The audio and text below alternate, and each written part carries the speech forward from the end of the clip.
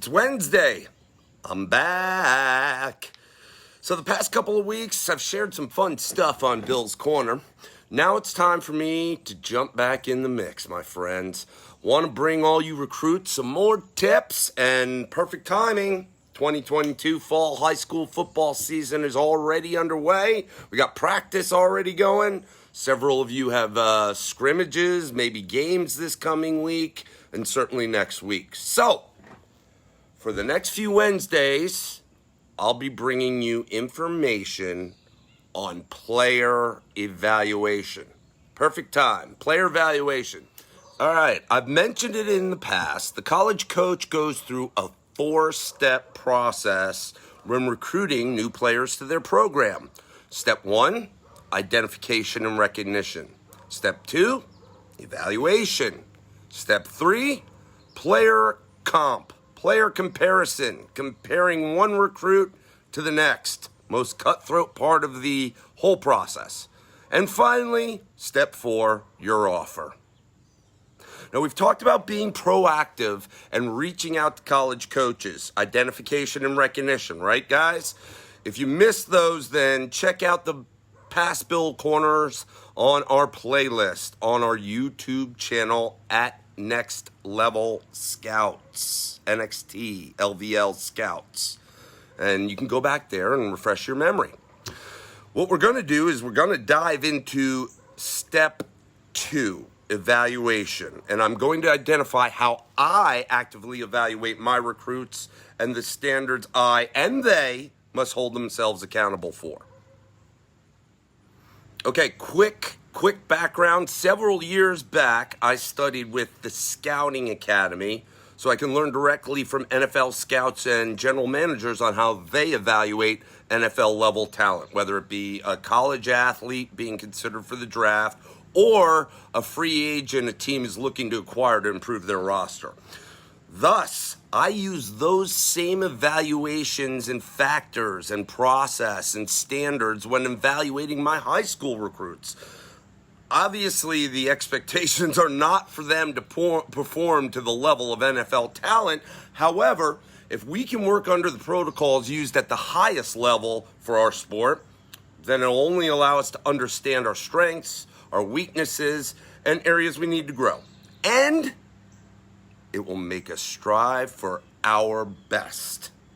So here we go. Okay, so each player evaluation consists of 2 sections. Section 1 at the top is critical factors. And section 2 is the bottom area, and those are position specifics. Now, there are 5, count them 5, critical factors on each evaluation. They're the same for every single player regardless of position. Position specifics are areas where the player is evaluated based on their particular skills that they're able to exhibit at that position.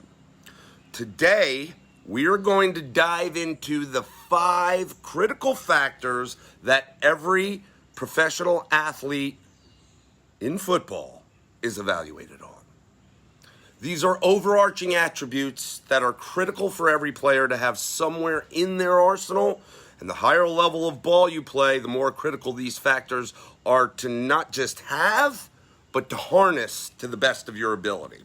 All right? All right, critical factor number 1, athletic ability. Athletic ability. This constitutes of quickness. What sort of quicks does the athlete have? Agility. Are they good on their feet? Balance. Balance is important at every position, y'all. Okay? It's not just the skill players, the guys in the trenches too. What sort of balance? Explosiveness. Again, every position has a certain way they need to use their explosiveness off the ball, in transition, in the middle of a play, explosiveness. So athletic ability, your quickness, your agility, the balance of an athlete, their explosiveness. That is number 1. Critical factor number 2, play speed. Can this athlete exhibit the speed necessary to execute and make plays? Play speed. Quite frankly, when you're dealing with scouting athletes from one level to the next, whether it be high school to college or college to the pros, usually you can identify play speed of an athlete fairly easily. It can jump off the video, the screen, the field. Play speed. Again, does that athlete have the speed to execute and make the plays at their position? Okay, the next 2 critical factors fall in suit with what Coach Bill tells all of his recruits is super important to not just have, but to cultivate in today's age of football and recruiting. And that is what's inside your chest, the heart, and what's between your ears, the mind. So, critical factor number 3, competitive toughness, my friends. That one's right here. What's in the chest? Your heart. Do you have the mental and physical toughs? Are you aggressive? Are you consistent with that aggressiveness, with your motor, with your level of play? Competitive toughness, man.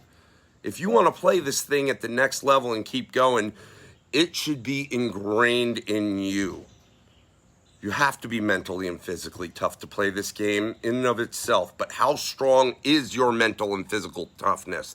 The stronger it is, the more you're going to continue in this game. Your aggressiveness, your consistency, basic stuff, extremely important. Critical factor number 4 is what's between the ears, the mind. And that is mental processing, gents. Can you key and diagnose plays? Do you have natural instincts? What is your FBI, your football intelligence? You can cultivate this certainly by putting yourself around the game when you're not practicing or playing with your team. Watching, listening, reading. Film study is the best way to help your mental processing. Well, that and reps. Mental processing, huge. Football intelligence, instincts, very important. Finally, we are going to wrap it up with critical factor number 5. Play strength. Play strength. Look, you don't need to be a giant, but can you use your strength functionally the way you need to for your position in a one-on-one scenario? Functional strength in one-on-ones. Play strength. And that's your 5 critical factors. Now, in the next few weeks, I'll start diving into the position specifics on the evaluations. As always, you can check out our website at nxtlvlscoutswithans.org. And again, check out previous Bills Corners and other great videos, including several of our recruits, on our YouTube channel at NXT Scouts. Thanks for joining me. Have a great week. See you next week.